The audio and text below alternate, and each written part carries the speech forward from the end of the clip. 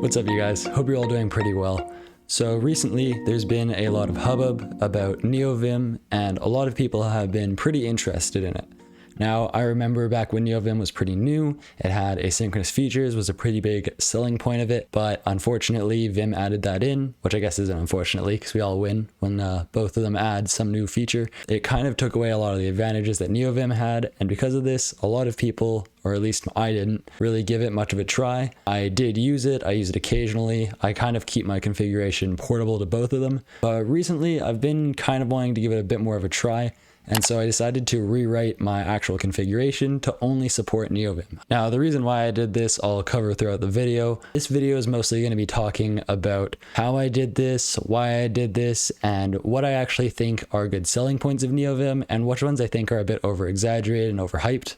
So first, I think it's important that I give a bit of background on myself and my situation with Vim, because my history is obviously going to be different from yours and the guy next to you. So I think it's important that I mention my point of view. When I first started off using Vim, probably like most of you, I used a pretty base Vim, maybe like a few plugins that I'd heard people talk about, like Vim Surround. Now, I ended up resorting to plugins for features that didn't really seem to be built into Vim. As you add more and more plugins, you eventually start to reach some breakages and realize that not all plugins are really able to support each other. Eventually, if you just keep adding plugins after plugins after plugins, you're going to start breaking things. Now, this isn't really exclusive to Vim. I'm sure if you've used most programs that support extensions and plugins, you've eventually reached a point where some of them start to conflict with each other. So I'm not really that surprised that this started to happen. So as a response to this, I started lowering the amount of plugins that I have, and instead actually taught myself a bit of Vimscript. So for some of the features that were pretty simple, I would actually just replace them with a few lines of Vimscript, or Viml, as you guys may know of it as. Also, maybe if I needed to do a bit more, I'd just write a quick function in Vimscript. It was pretty simple and pretty straightforward. Now, contrary to popular belief, I actually found Vimscript to be pretty easy to work with, and while it may be a bit weird at first and a bit hard to read, once you've gone through it a bit and worked with it for a while, you'll realize pretty quick that it's actually really easy to work with. Now, I'll admit, just like everybody else, that Viml at first is a bit strange,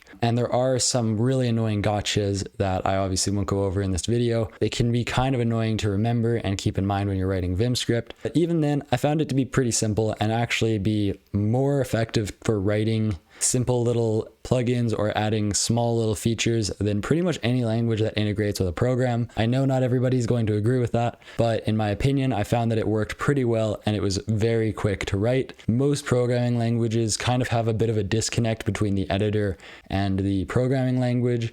A lot of things like to use Lua, and I find Lua, just because it's a generic language, it doesn't integrate as well with the editor. Now, where Vimscript starts to fall down is with bigger plugins. If you keep adding and adding features, because Vimscript has so many gotchas and it can be a bit weird to program in, there's not a lot of people that are actually comfortable working with Vimscript, so you don't really know what's going to break. Some people don't write good plugins, so they can kind of break each other. And so because of that, it kind of falls down when it comes to these bigger plugins. But as a result, you kind of end up getting these much smaller plugins that rely a lot more on Vim's core utilities, which I think makes better plugins, instead of basically reinventing the wheel every single plugin that somebody makes. And that's kind of where I see Vim's biggest advantage over any of the other editors really is its core utilities are very powerful and very generic. So because of that, plugins and anything that you want to do can really easily expand upon it. Now, back to my journey. As I said before, I started learning Vimscript, and because of this, I was able to replace the majority of plugins that I used with just a few lines of Vimscript. Because of how easy it is to integrate, you could do something like replace a pretty big plugin with just one line of Vimscript, or even write a custom status line in maybe like 5 lines of Vimscript.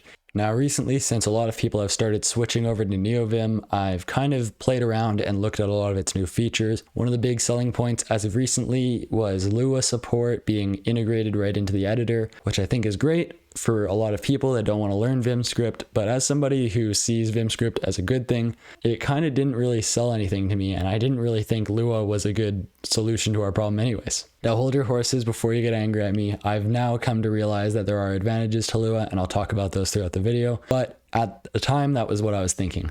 Now, another few features that a lot of people have kind of enjoyed is the remote plugin system. This isn't really a big deal for me because I don't really use a lot of plugins that rely on remote features, and I kind of try to avoid them because I just find it makes compatibility annoying, and it's not really something that intrigues me. But because Neovim was such a big thing, I did make sure that my editor and my configuration was actually portable to both Vim and Neovim. Now recently, as of the Neovim 5.0 beta, there are a few features that actually did kind of grab my attention. Now I'm not saying that there aren't features that were important and nice, but they really didn't sell me on it, and I'm not really going to go into those for this video. But there was the added features of built-in language server support, which I thought was pretty interesting, but I could already replicate with plugins that existed for Vim and supported Neovim as well, so that wasn't really that big of a deal for me. Then there was the sane defaults, which I already had most of them in my configuration anyway, so it didn't really matter to me. And finally, the newest feature that I think is pretty cool, really I haven't seen a big draw for, is Tree Sitter. I do think it has a lot of potential. Basically, it's a better way to handle the actual syntax highlighting. If you've ever worked on a big file, Vim's built-in syntax highlighting really struggles. I'm not really going to go into all the technical details of that, but I'm sure if you wanted, you could look that up. So I thought a lot of these features were really cool. But like I said before, they didn't really sell me on it, and Neovim missing some of the features that I used to really like in Vim, such as being able to use the shell command and its features that come along with it, allowed you to do things like interactive shell commands, like using this, would allow you to be able to interact with the actual program that you're running. But because that was abandoned by Neovim, that was one of the reasons that kept me away from actually embracing Neovim. And yes, before you say it, I know I could use the built-in terminal that exists in both Vim and Neovim, but it's not really the same. Now, as I mentioned before, Lua was actually supported by Neovim. Now, because of this, a lot of people have started to embrace it over Viml. Lua is a lot more intuitive by comparison, but this really didn't sell me myself on Neovim because, like I said before, I already knew Viml. Lua seemed to be just a thing that you had to work around in order to basically talk to Vim. If you've ever looked at writing a remote plugin, which I've looked at a few times, you're basically still have to know Vim. Like, you still can't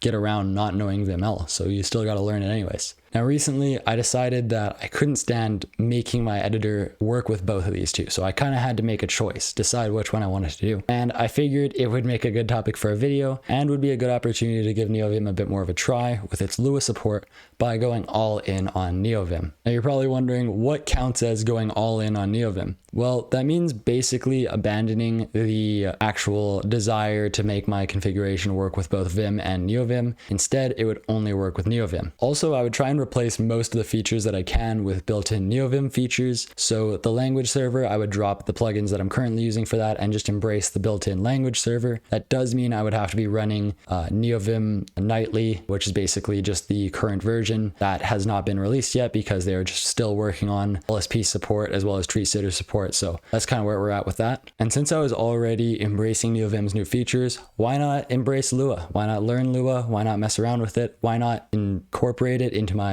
entire configuration and rewrite my configuration in Lua? Now, I followed through on almost all of this. The only thing I actually didn't follow through on technically is rewriting my configuration in Lua. Instead, I rewrote my configuration in Fennel, which is actually a Lisp that can compile to Lua. It's pretty cool. I decided to do it just because I thought it would be kind of a fun little way to play around with these features and see how well Lua and its integration can use external tools to kind of make your workflow work for you. There's actually another programming language, I believe it's called MoonScript, which is also similar to Lua, and it compiles to Lua kind of the same way that Fennel does, except it's a lot more similar to Lua itself. Now, in the end, most of the things that I changed were pretty straightforward, and honestly, I've got almost my entire configuration converted over to Lua. Some things that I decided to change and embrace the Neovim versions of was package management or plugins. So up until recently, I was using Vim plug, but I decided to switch to PAQ. The reason for doing so was because it was a lot more minimal. It relied on Neovim as well as, I think it's Vim 8 as well, has the built-in package system. It doesn't have actually like installing it all, but it has a location for everything.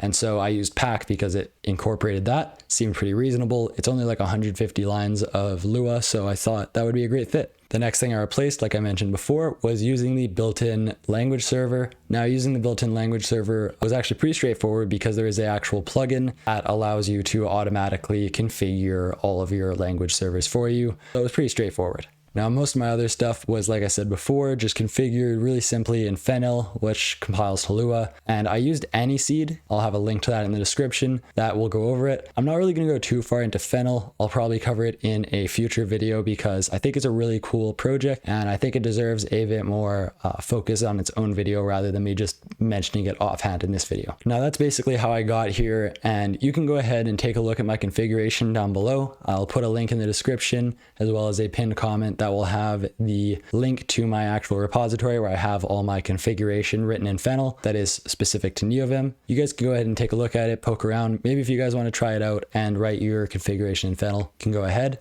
Don't be afraid though. You can pretty much learn it all and do it all in Lua. The configuration is pretty straightforward and jumping back and forth between the two isn't actually as difficult as I at first thought. So let's talk a bit about how my configuration turned out, how I feel about it. Do I think Neovim is worth people just fully embracing and dropping Vim support? First off, if you're still new to Vim, you're not going to really notice a difference. They are very similar programs. There are differences, and this video isn't about going over that. TJ, a actual developer for Neovim, did a pretty good overview of most of the differences and the things that you should know. So I'd recommend taking a look at that video. I'll link it down in the description as well. Great guy. Recommend looking at a bunch of his videos. Now, when it comes to the features that I think are great and the features that I think are a bit overhyped, I think Lua support is great, but I think some people really get the wrong idea behind it. I think Lua support is good, but I think treating it as this do everything in Lua just because mentality that I think a lot of people have embraced. I actually have seen a pretty popular YouTuber, I'm not going to name names, that has gone way too all in on Lua and basically said, oh, I'm not going to write anything in Vim script, which I think is a bit silly.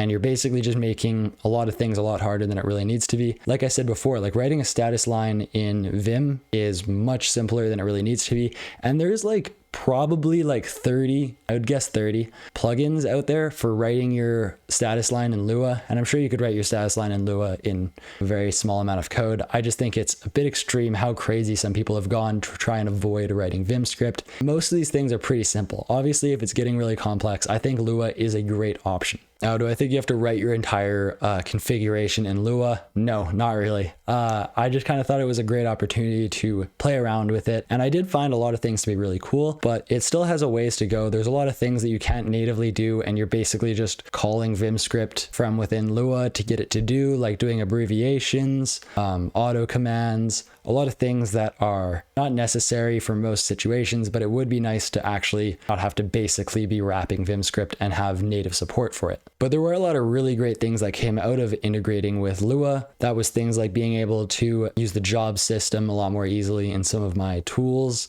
dropping some of my Vim configuration and supporting just Neovim made some features a lot simpler, being able to lazy load plugins in a more intuitive way than I used to. I used to basically just wait till certain auto commands hit, but now I could just basically set a timer and just have it auto load whatever I needed it to. I'm not really going to go too far into that, but it allowed you to basically make some plugins that are really big, like Vim Fugitive is a good example, and make it so that way it doesn't load right away, so that way Vim opens up quick and then it will load after Vim has already opened. Pretty much all of this can still be done in Vim script, so I'm not really saying that Lua is the best option for this. But I did find it to be a lot better than I expected. Now, on the topic of the language server, like I said before, the plugins that you can use to basically set up the configuration for you made it a lot easier to set up than I expected. Something that I didn't like was it is really annoying to actually customize how the highlighting and how the diagnostics are shown to you. You can take a look at my configuration on how I ended up doing it, but it's not as intuitive or as simple as I would like. And I do think the documentation in that area could be a bit more clear and probably could be written a bit more intuitively. Now, some things I do think are great is that now if I wanted to make things like pop-out windows, I can actually just integrate with Vim's LSP support. So even if it's not actually an LSP feature, I can just integrate with Neovim's features for that instead of having to basically build something myself or use some of the Vim specific features. I could kind of use something a bit more intuitive and something that comes with Neovim and integrates well with the LSP. Now, after all this, will I be sticking with this? Yes, I will. But most of the reason that I'm sticking with it is surprisingly because I found configuring my actual setup in Lisp or Fennel very fun. I found it pretty cool to do. I thought it was a much more fun way to do things than the way that I did it with Vimscript, because Vimscript itself is really slow. And so most of the time you are better off just writing things by hand than actually using like a for loop or something like that to try and loop through code, because it was just not very fast. It was too slow. But with Lua, that's not as much of a big deal, because even though the parsing is just as fast as it would be with Vim, for the most part, the actual execution of a lot of its features are a lot faster due to integrating with LuaJIT. I'm not going to go too far into those technical features like I said before, but a lot of things ended up being a lot faster, as well as dropping using Vim plug. Instead of using that and using pack, I ended up saving a lot of startup time. In fact, my startup time is less than half of what it was when I was using Vim, which is pretty great. And considering that my Vim config ended up getting a lot smaller because I could just drop a lot of this extra configuration, I really enjoyed it. I think it's pretty fun. I think if this encourages you guys, if you want to try going in with Lua, I do think it's a lot better than I originally thought it was. Anyways, guys, just to close off this video, I hope you guys enjoyed this. I'm going to go a bit more into my configuration with Fennel in a future video, as well as talk a bit more about using Lisp with Vim, which has obviously been a topic that has come up since I wrote my entire configuration in Lisp. If you guys have any questions, if you guys want to chat with me, if you guys have any ideas for a future video, be sure to throw them down below, like I mentioned before. And just a quick shout out to my supporters on GitHub sponsors, which is Brian Jenks and DFDX. Thank you so much for supporting me. If you guys want to help support me, you can support me on GitHub sponsors as well, or on Patreon. Anyways, guys, I hope you enjoyed this video, and I hope to see you next time.